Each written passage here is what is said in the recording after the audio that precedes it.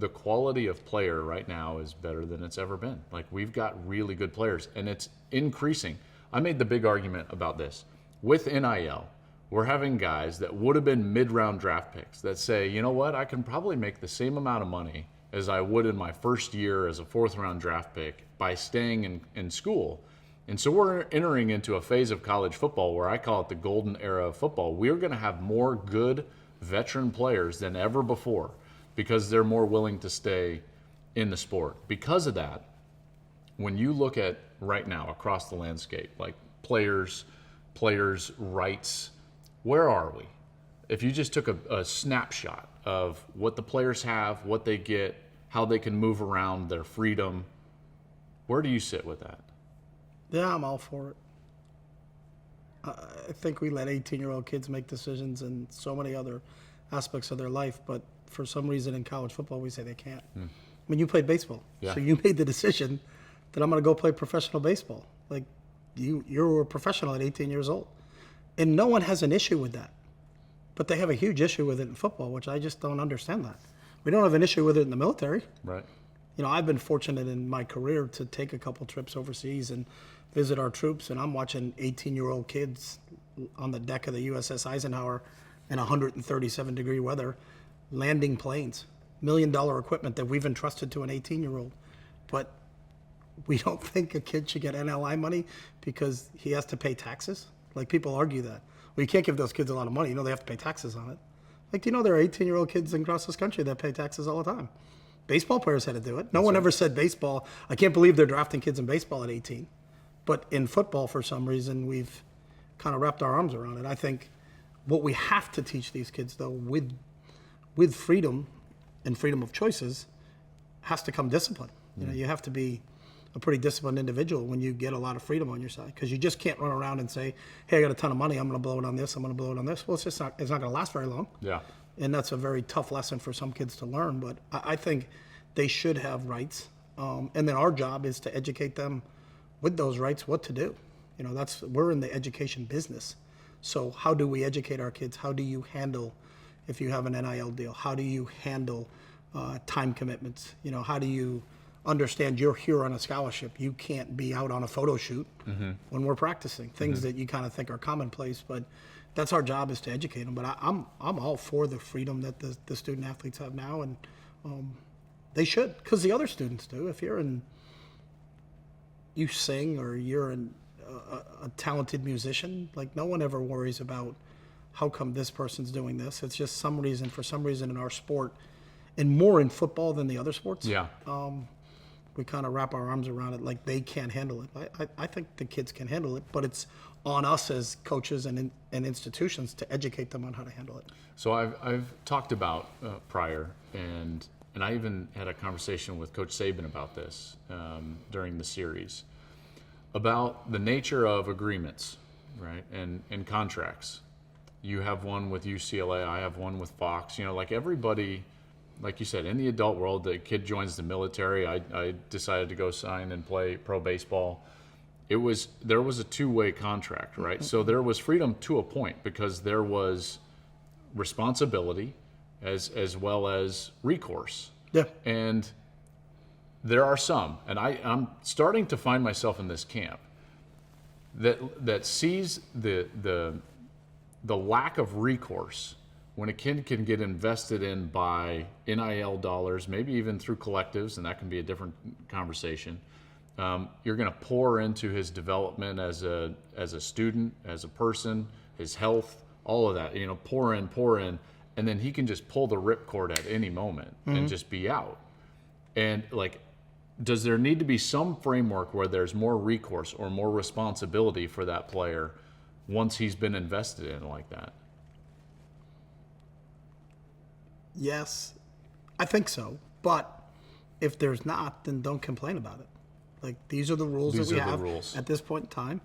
And then if they do it, our job, whether a kid's here for one day or a kid's here for 4 years, is to make it a great experience for them. Sure. And if a kid says, I think I want to go to transfer, well, where do you want to go? How can I help you and assist you in that? Because when it's all said and done, are we helping young people achieve their goals? And if they believe it's somewhere else, then it's somewhere else. That's okay. You know, I think people get hurt by that. that we've invested so much in them and then they're leaving. Well, okay. Coaches leave too. You know, is Fox the only people you work for? Well, no, but I have an exclusivity, Yeah, right? yeah. So it's like I can't. But you I didn't would in have the a beginning. You may non-compete. not have had. Like you would have to pay UCLA a lot of money if you just left on a Yeah. whim, right? So that Yeah, would we be have the buyouts. recourse. You know, like are. where's that recourse for a player? I don't know. I think what has to happen is that the NCAA has to figure out what we are. So, are we going to pay Or them? can I interject? Yeah. Or some entity.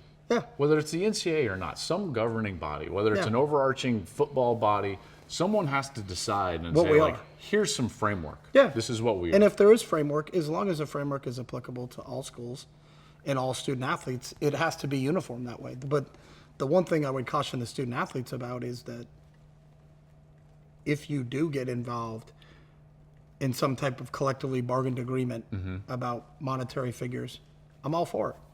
But there hasn't been a collectively bargained league in any sport that doesn't have a draft.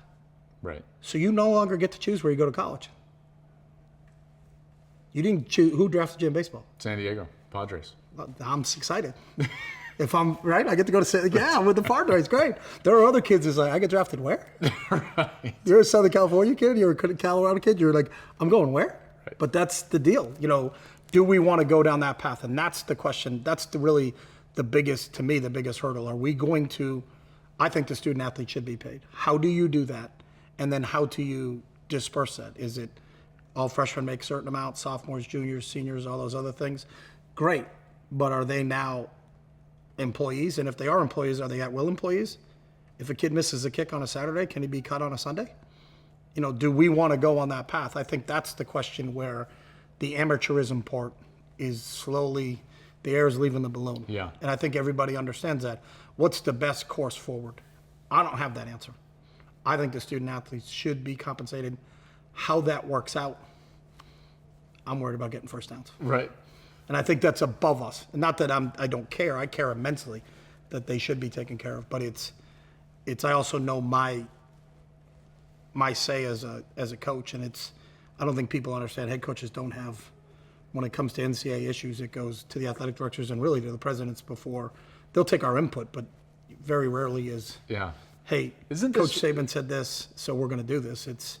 They're going to take Nick's opinion. Some people, and I would take Nick's opinion too, but there are some of us that they're not going to even ask us questions. They're just going to tell us what we're doing. Isn't it fascinating too? Like, there's no other sport where the head coaches have this amount of, and it's not even that they're say, it's just that whatever they say has so much weight behind it because of the lack of structure, right? In the NFL, coach says like, "Hey, I think this rule should be changed." Everyone's like, "Whatever." Yeah. And there's owners There's a and rules like committee, that. yeah. There's a committee. Competition committee and College football is structured. totally different. Yeah. You know, it's like every time anybody that's won a national championship or has had success or is a prominent coach in our sport, every time they say something, everyone's like, "Why don't we do that?" You know, and that it's certainly unique to this sport because of the lack of governance. That's my argument, right? When you create a vacuum, this is what you get. 100%.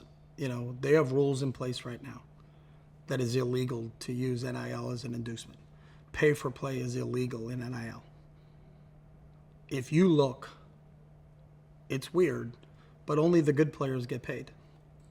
But pay for play is illegal. No one's doing anything about it. It's not, the rule as it was written is not being implemented that way. And I think that's what all the coaches have an issue with. Mm-hmm. But we still have an enforcement side of the NCAA, but nothing's being done about it. So everybody just kind of, we're just going to do what we do. You know, and if you happen to be at a school that is very solid in terms of their collective and what they do, then that's a benefit to you. If not, then there's no crying on the yacht. Just move on and There we go. move on and just what do we have? What do we have that's unique, and what are we presenting to kids, and then how do we develop them? Yeah. Because the sad part about the amateurism aspect that is leaving the game as the air is leaving the balloon is that the other thing that's happening is that a lot of us coaches had looked at what we do as transformational, and now it's going to turn into transactional. Transactional. And is that what we want?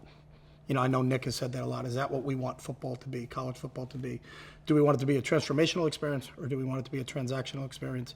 Or is there someone smart enough to get in a room, and whoever those people are, can we make it both? Can we make it transformational and transactional? And that's what I think needs. And again, I'm with you. I think there needs to be, a committee of just people that are pretty sharp and care about the game, not care about their team or their conference, but really, what is the future of college football going to look like? I couldn't agree with you more.